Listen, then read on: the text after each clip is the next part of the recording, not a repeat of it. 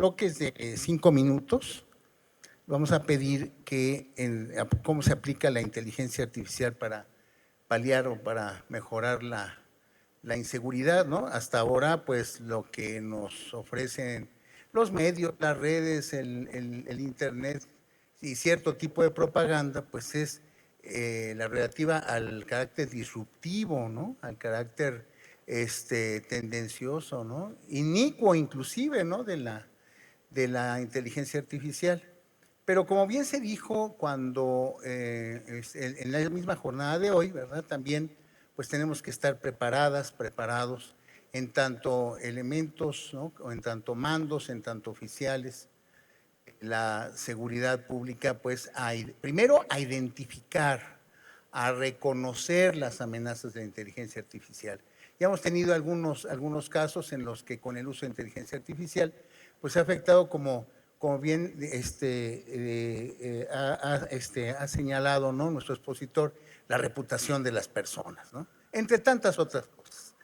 Pero ¿qué podemos hacer ahora para enfrentar este flagelo? Entonces, para dar paso a esta reflexión que amablemente nos ha propuesto la coordinación de nuestra mesa, vamos a tratar de responder muy rápidamente a 2 bloques de preguntas. Para lo cual yo me permitiría dar la palabra en el orden de la presentación, ¿no? A nuestras expositoras. Primer bloque, ¿cómo puede la inteligencia artificial ayudar en la prevención del crimen? Y dentro del mismo primer bloque, ¿de qué manera contribuye el análisis de datos masivos, ¿no? De los big data, de los metadatos, en la lucha contra la inseguridad? Doctora Magdalena Alcocer, si es tan amable. Muchas gracias, maestro Severino.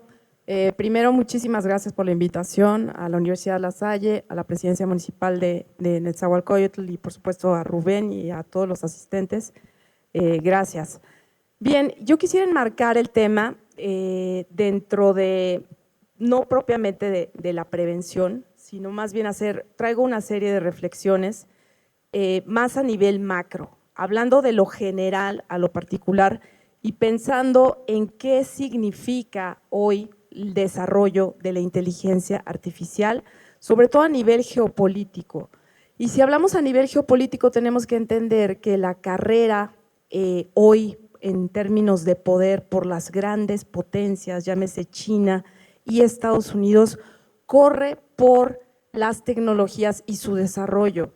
Estas tecnologías son disruptivas y ejercen un peso específico sumamente importante. Hemos hablado, como decía el maestro Severino, de algunas inquietudes que se han planteado, sobre todo en medios de comunicación respecto a cuestiones éticas, si la inteligencia generativa va a tener conciencia por sí misma, per se, y lo que va a implicar eso, cómo vamos con el tema de la regulación, si es que las máquinas o los drones que hoy dentro de la guerra, por ejemplo, en Ucrania, pues ha sido un gran laboratorio para probar una serie de tecnologías, por ejemplo, de reconocimiento facial, también de drones, de tanques, de mucho armamento. Entonces, estamos viendo que el desarrollo de la tecnología va ligado necesariamente al desarrollo también de los sistemas de defensa y los laboratorios, evidentemente. Hoy tenemos 2 guerras de alta escala en el mundo.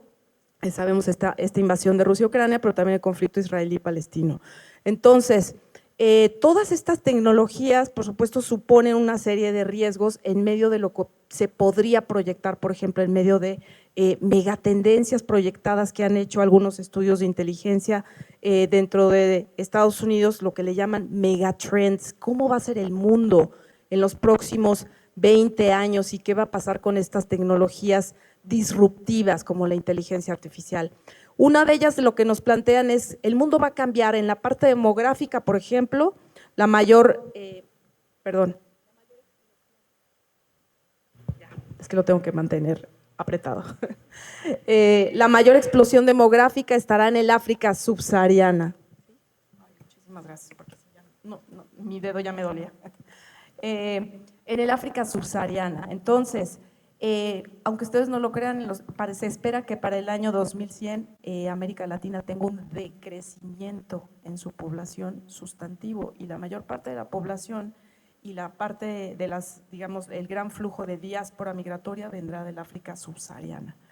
En términos de cambio climático, también evidentemente esto se va a combinar con la seguridad alimentaria, cuál va a ser el futuro y cómo se relaciona también esto con la inteligencia artificial, la nanotecnología, la computación cuántica. Es decir, tiene muchos campos la inteligencia artificial, y genera evidentemente todo este contexto para decirles que las poblaciones del futuro son urbanas y van a ser poblaciones empoderadas, pero los gobiernos hoy ya se muestran con atados de manos para satisfacer necesidades con poblaciones que están empoderadas, y evidentemente la inteligencia artificial en regímenes, por ejemplo, como China, ha supuesto seguimiento también, y en regímenes autoritarios una utilización que no necesariamente es ética. Así que me gustaría también dejar sobre la mesa esta reflexión: ¿qué va a significar el uso de la inteligencia artificial en términos de la calidad del régimen, y desde un régimen autoritario? Pues lo vimos en el COVID, por ejemplo, cómo se usaba la tecnología para medir la temperatura, sobre todo en China, en Shanghái, el hacinamiento de las personas casi como en campos de refugiados que estaban enfermos sin que pudieran salir, además de otras restricciones que impone también el propio régimen de China. Entonces, se ponen una serie de cuestiones éticas importantes. Por supuesto, el tema de Big Data es importante. Lo que hace la inteligencia artificial es reconocer patrones. El tema será ahora cómo se adapta esta inteligencia artificial a los modelos policiales, por ejemplo, al Intelligence-Led Policing, que es un modelo muy importante para reconocer patrones, para establecer parámetros y estrategias de acción en términos de combate al crimen. Y otra de las cuestiones es que el tracking va a ser ubicuo, y obviamente es algo a lo que ya tenemos que estar acostumbrados. Sin embargo, los algoritmos no los genera hoy todavía una máquina, todavía están decididos por seres humanos. Entonces el tema es quién va a decidir cuáles algoritmos se van a generar y quiénes van a generar esos algoritmos y con qué fines. Esas serían las cuestiones que me gustaría dejar en esta primera intervención.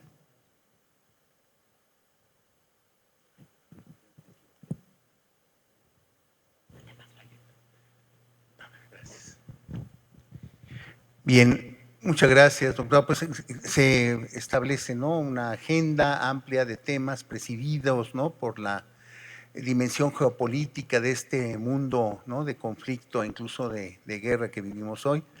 El África subsahariana, ¿no?, como principal foco de crecimiento demográfico, y hoy aquejada, ¿no?, por la viruela símica, ¿no?, que parece perfilarse, ¿no?, como la fuente de la próxima pandemia. Sí pasan ciertas cosas, por supuesto, no es como el asunto del COVID. Pero bueno, y esto que estamos hablando apenas del primer cuarto del nuevo siglo, ¿no? Entonces todavía se imaginaron ustedes las cosas que nos falta por ver. Bueno, que les falta por ver a ustedes, los más jóvenes, por supuesto. Muchas gracias.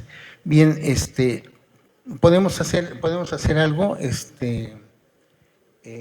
ay, perdón.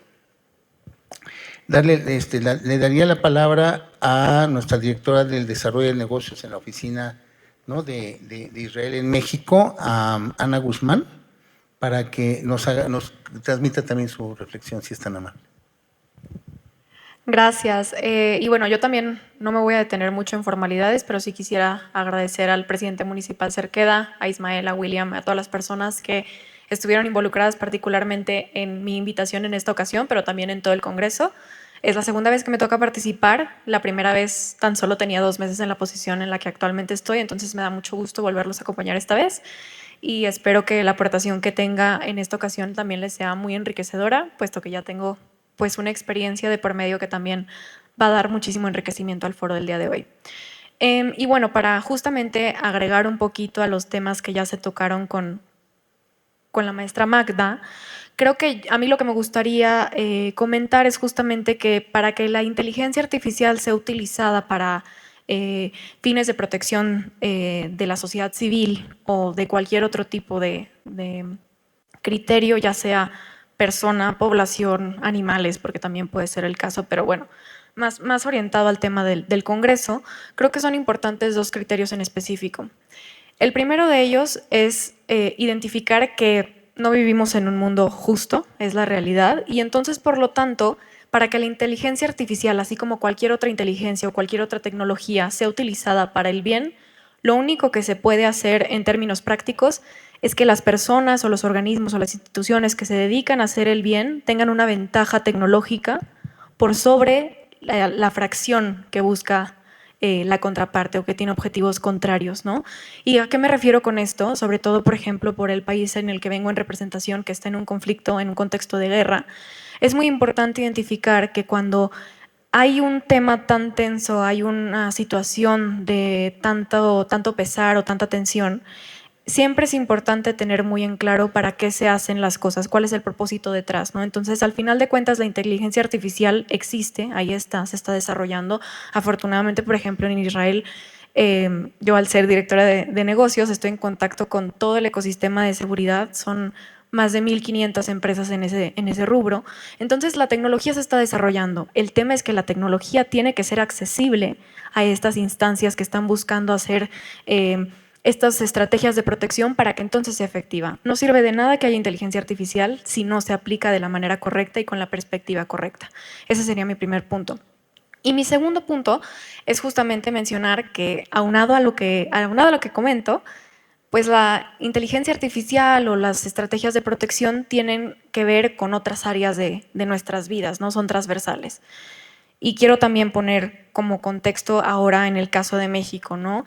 Y creo que lo mencionaban en las ponencias anteriores y por eso se me hizo muy interesante estar ahora más tiempo escuchando también.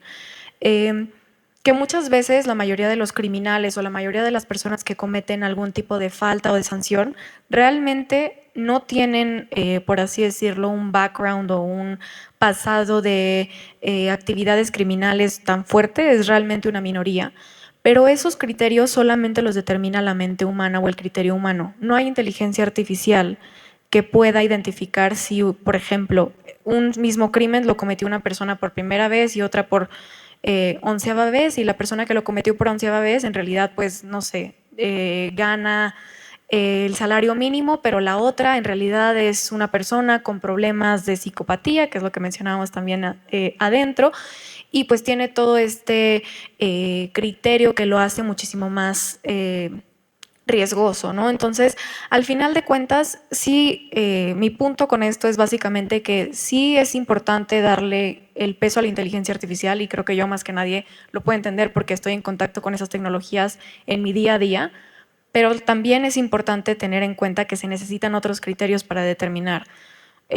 Llamémosle, por ejemplo, temas de sociología, temas de antropología, temas de derecho, son importantes para tener en cuenta las decisiones que se toman al final de cuentas, ¿no? Entonces, creo que justo tener muy claras esas dos cosas son elementos o son estrategias que se tienen que implementar para que al final del día la implementación de inteligencia artificial se traduzca en que haya una baja en la inseguridad para la población civil. Porque nuevamente lo menciono, la inteligencia, los softwares, los drones, el reconocimiento facial, la seguridad perimetral, ya existe y se está desarrollando y se está modernizando.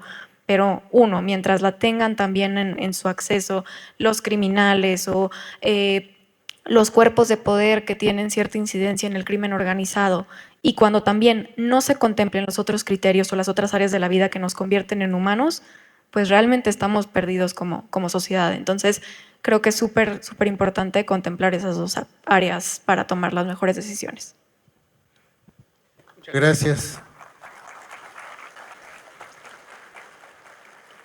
Bueno, Alfredo Brandt Antunes acaba de hacer una larga y especiosa descripción, ¿no?, del planteamiento estratégico en materia de ciberseguridad.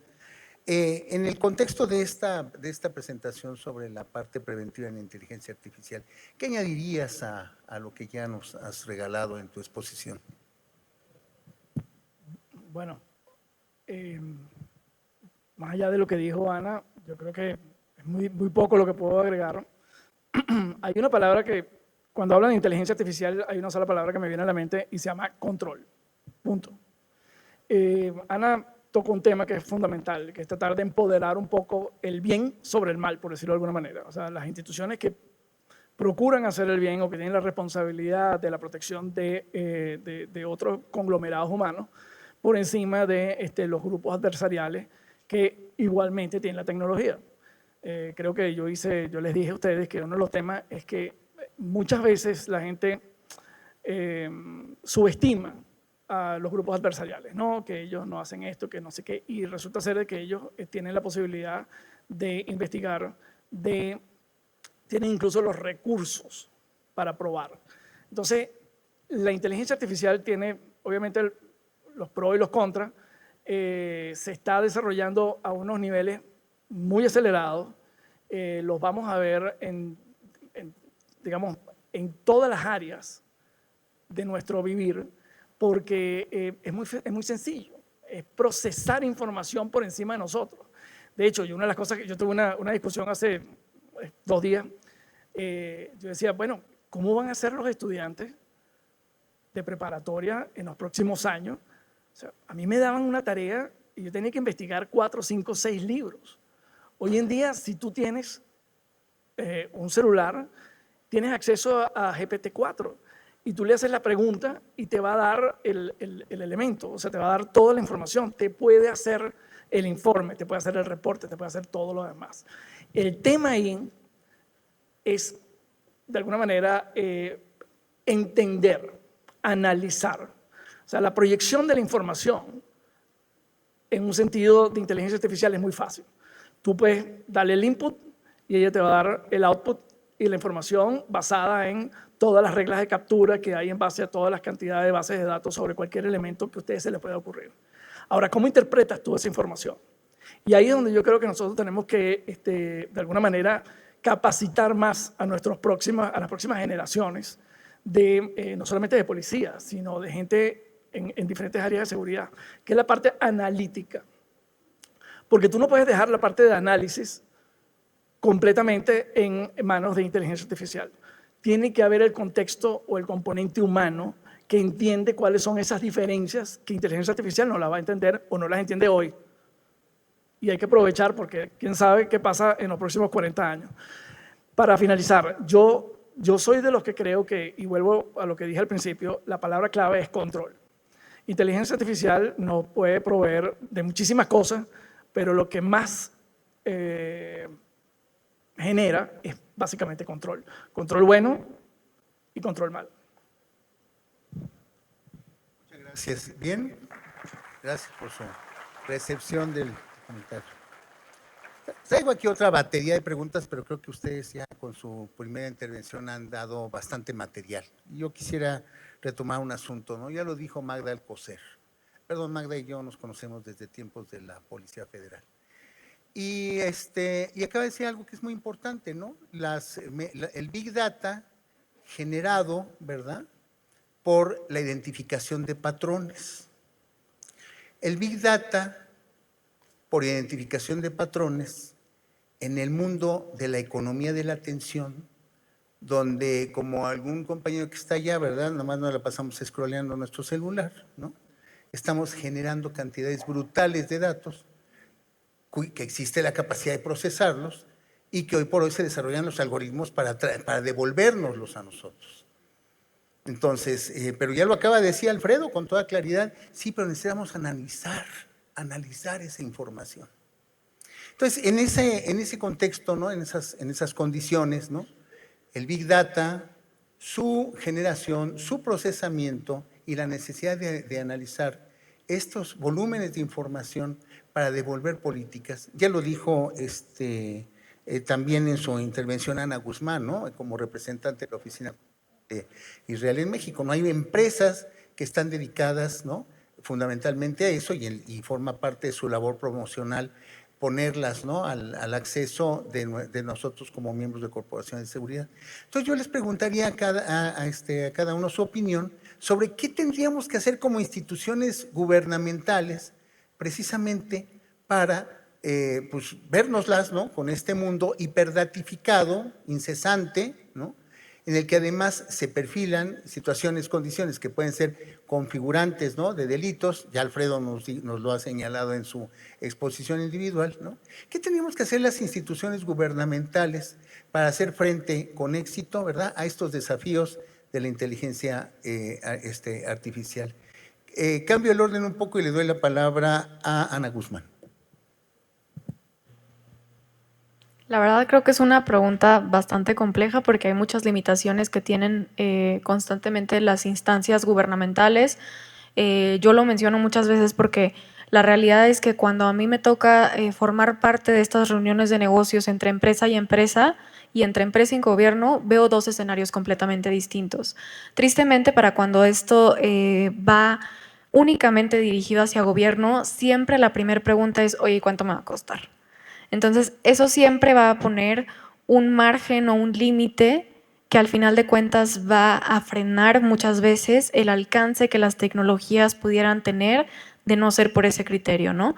Pero creo que de manera general lo que un gobierno puede hacer, tomando en cuenta que tienen estos límites, es ser muy inteligentes al momento de la negligencia que existe o admitir la negligencia que existe en modernizar sus procesos, en introducir nuevas tecnologías para la eficientización, de los procesos, de los entrenamientos, de disminuir el error humano con todo tipo de tecnologías y de softwares. La verdad no los quiero aburrir mencionando tanta cosa, pero ustedes me entienden.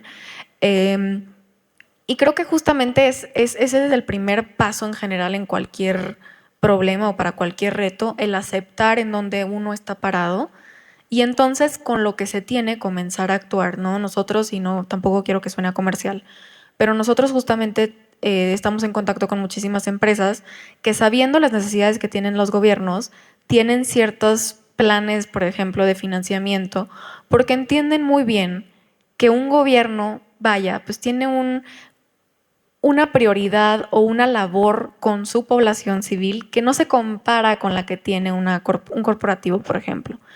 Y no puede depender, claro está, de un presupuesto para decir si protege o no protege. No tiene ese lujo. Entonces, es importante justamente que los gobiernos entiendan eso y que también sepan priorizar. Porque, por ejemplo, yo también llevo el sector de ciudades inteligentes y a mí lo que me pasa muchas veces con este sector es que también igual trabajo mucho con gobierno, pero para modernizar servicios públicos, que si la pipa, que si el agua, que si la luz, que si el gas, que si el metro, y en el número de problemas, ¿no? En el número de servicios que nunca sirven, que nunca están bien alimentados, que los sistemas de recopilación de datos no funcionan, etcétera. Y siempre les digo, pues bueno, a lo mejor no puedes utilizar la tecnología de punta que se dedica a que los trenes puedan flotar porque los jala la energía. Eso no lo vamos a ocupar aquí en México porque la realidad es que ni siquiera nos funciona todavía el transporte público. Claro está. Pero lo que sí podemos hacer es enfocarnos en que se implementen las tecnologías correctas para que los sistemas que ya tenemos funcionen de manera efectiva. Y entonces, poco a poco, se va a ir disminuyendo el error humano, se va a ir ahorrando dinero en solucionar problemas que no tenían por qué existir. En México pasa mucho eso, que tenemos incluso la propia sociedad tenemos el problema de la maña. Cuando algo nos sirve, le encontramos una maña. Y así creo que también que es en... Perdón. Pero bueno, sí, no sé si me estoy dando a entender, pero justo encontramos como que la manera de tapar el hoyo con un dedo, ¿no? Y cuando hacemos eso, voy a igual a utilizar algo muy burdo, muy coloquial, pues lo barato sale más caro. Entonces tenemos, bueno, como gobiernos, yo cuando estoy en contacto con ellos, al final de cuentas yo no soy la empresa, yo no les voy a vender per se. Yo soy mexicana, al final de cuentas, y quiero lo mejor para mi gobierno. Si les digo, oye, pues sé muy honesto también con qué tienes, con qué puedes hacer, en dónde está tu presupuesto y a qué sí le puedes meter dinero. Porque a lo mejor no le puedes meter dinero justamente a lo que decíamos, a poner el software más cañón de espionaje y que si de drones y que capte y demás. A lo mejor eso no nos va a servir, pero si tienes un control biométrico efectivo, quién sabe cuántos robos te estás ahorrando, quién sabe cuántas vidas estás salvando de policías que no se enfrentan a situaciones que son arriesgadas de por sí porque la inteligencia ya está de por medio para prevenir esos costos de vida y costos en cuestión monetaria. Perdón si me extendí. Muchas gracias. Doctora Alcocer, usted fue actora prominente de lo que fue la iniciativa Mérida. que además implicó pues una intensa, ¿no?, transferencia de tecnología, ¿no? Tuvimos el centro de mando del famoso búnker, la policía científica, ¿no? De esa época, ¿no?, de que hablamos de una transferencia tecnológica en el marco de una cooperación externa con Estados Unidos, a hoy, en estos tiempos de inteligencia artificial. ¿De qué tamaño es la brecha y cómo la vamos a llenar? Ahora que está usted afuera, ¿no? La parte académica. Bueno, creo que ha evolucionado mucho en estos años la tecnología, por supuesto. Lamentablemente, no todos los sexenios ni las administraciones son iguales. No es el mismo momentum en términos de la relación bilateral México-Estados Unidos. Entonces, creo que el tema de nuevo con la inteligencia artificial y sobre todo para la policía en términos de transferencia de tecnología, tenemos, poniendo en parámetro la iniciativa Mérida, y como siempre me gustaba hacer digamos, quote diciendo, sí, la iniciativa Mérida fue importante, pero por cada $13 que ponía por cada dólar que ponía Estados Unidos, México ponía 13, es decir, la inversión en mayor medida desde el programa de egresos de la Federación vino para el presupuesto en seguridad, sobre todo del gobierno mexicano.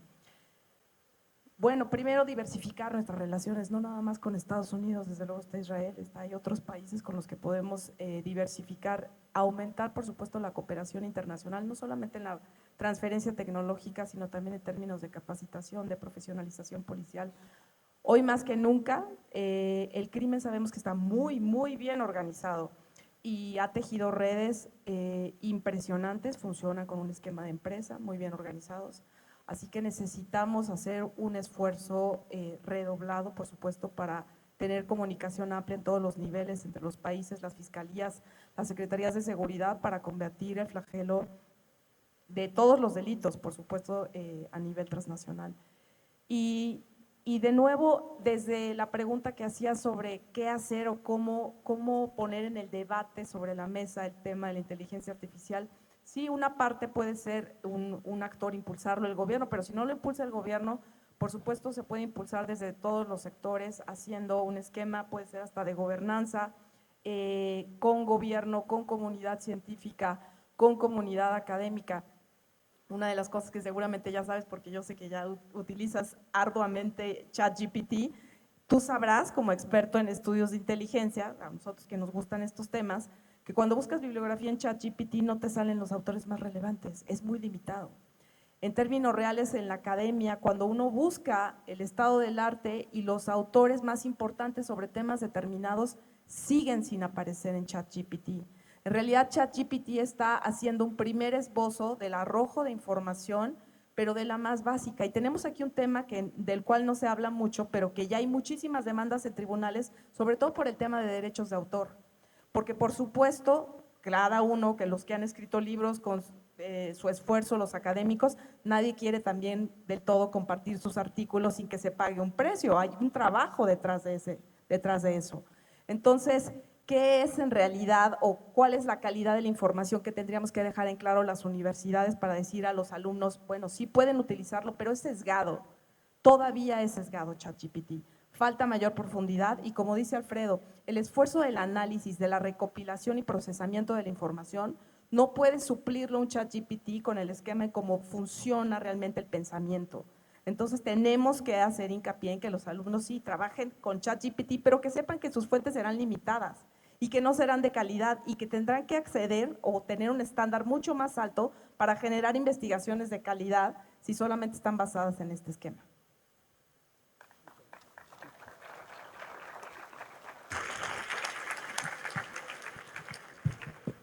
Muchas gracias. Y pues para cerrar esta mesa cimera sobre el tema de la inteligencia artificial, Alfredo Brandt, hace casi un año, ¿no?, el FBI emitió una alerta de crítica sobre el tema de la explotación y abuso sexual infantil, que se había incrementado en órdenes de magnitud ¿no? De 10 veces de la mano de la inteligencia artificial. Ya dijo la doctora Alcocer también que las comunidades creativas están muy preocupadas, ¿no? Por el uso y aprovechamiento sin permiso y diríamos sin criterio, ¿no? Del tema de la inteligencia artificial. Esto combinado con lo que expusiste antes de tener esta mesa en la que hay pues, aspectos reputacionales, aspectos de infiltración, aspectos de explotación, ¿no? de las capacidades y los sistemas, ¿no? del mundo en línea, ¿no? Del mundo en red.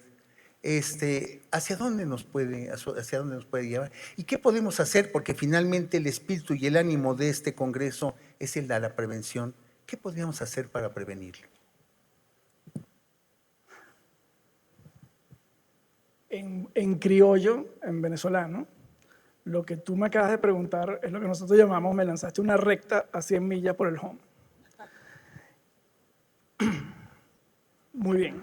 ¿Qué es lo que podemos hacer? Yo creo que tanto Ana como la doctora Magda dijeron algo supremamente importante. Hay muchas cosas que se pueden hacer más allá de presupuesto. Y la palabra clave en esto es capacitar, capacitar y capacitar. Y capacitar en áreas que son disruptivas. Si no existe el taller para eso, hay que crearlo. Y si no existe un taller actualizado que lo pueda dar, hay que crearlo. Señores, si nosotros nos capacitamos, nadie lo va a hacer por nosotros y los que lo pueden hacer les van a cobrar muy caro. Eso se lo puedo decir con conocimiento de causa. Apartando ese modelo un momentico de lado, les voy a decir lo siguiente.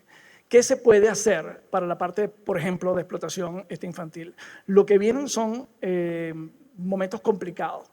Si no existe una claridad en los padres y representantes sobre lo que se puede y lo que no se puede hacer y lo que pueden y lo que no pueden hacer sus hijos con la tecnología, señores, el problema no va a ser una cosa inmediata, el problema lo van a notar ustedes 5, 10, 15 años después. ¿Por qué le digo yo eso? Lamentablemente nosotros somos muy dados a que los niños tengan acceso a la tecnología, acceso a los celulares, no que les bloqueamos acá, que si no pueden usar Instagram o que no pueden usar Facebook y los padres estamos encima de eso o tratamos de estar encima de eso. Señores, cada vez que ese niño llega a la escuela hay algún niño que sí tiene acceso a Instagram, que sí tiene acceso a Facebook y que evidentemente tiene acceso a TikTok. Eso es una regla de oro. Eso es lo primero que tienen ustedes que entender, que nosotros tratamos de bloquear, pero alguien está desbloqueando. Súmenle a eso otra cosa que está pasando recientemente. ¿Ustedes saben lo que es ingeniería social? ¿Tienen una idea? Bueno, ingeniería social básicamente es utilizar la información que yo puedo en un momento dado obtener, digamos, por redes básicas de ustedes y usarla en contra de ustedes para yo lograr ganarme su confianza o para que ustedes me den a mí una información sensible o lo que fuese. Ahora imagínense ustedes esas técnicas de ingeniería social que son múltiples, variadas y se usan todos los santos días y hay gente bien preparada. Imagínense ustedes estas técnicas de ingeniería social aunadas ahorita con inteligencia artificial. Básicamente le estás metiendo esteroides. ¿Y por qué? Porque, por ejemplo, si yo soy un pedófilo y yo quiero generar una red, quiero obtener fotos de niños o lo que fuese, yo puedo acceder a información básica en colegios, etcétera, y a través de en este caso de inteligencia artificial, de ChatGPT, por ejemplo, que sí lo hace, generar un perfil o mejorar mi perfil con probabilidades de obtención de información mayores o menores de acuerdo a cuál es mi estrategia para en un momento dado contactar a un niño, a una niña o a lo que fuese. Esto es llevado a un extremo, pero el día a día que nosotros vemos es lo que nosotros llamamos noticias sintéticas. ¿Y qué son las noticias sintéticas? Básicamente que la inteligencia artificial maneja una cantidad de data tan alta que las noticias de televisión, de radio y de cine absorben noticias que son desinformación. Y esa desinformación lamentablemente llega a canales que son canales infantiles. ¿En qué sentido? Cuando los niños agarran TikTok o buscan grupos de chat o lo que fuese, muchas veces hay actores maliciosos que tienen acceso esos chats y obtienen adicionalmente una gran cantidad de información que ellos pueden procesar. Para hacer la respuesta aún más corta, señores, si los padres no están pendientes de sus hijos, alguien más va a estar pendiente de ellos.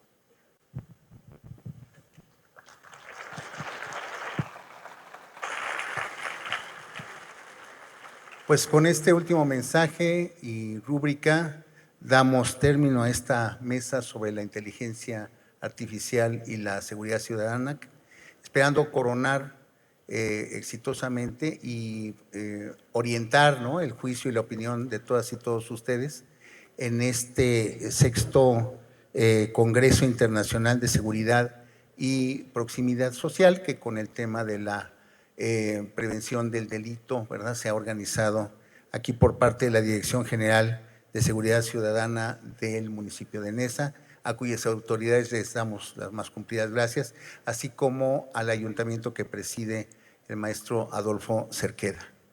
Muchas gracias.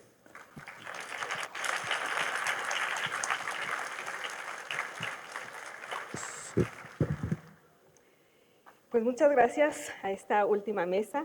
Les damos un fuerte aplauso de nuevo a los panelistas.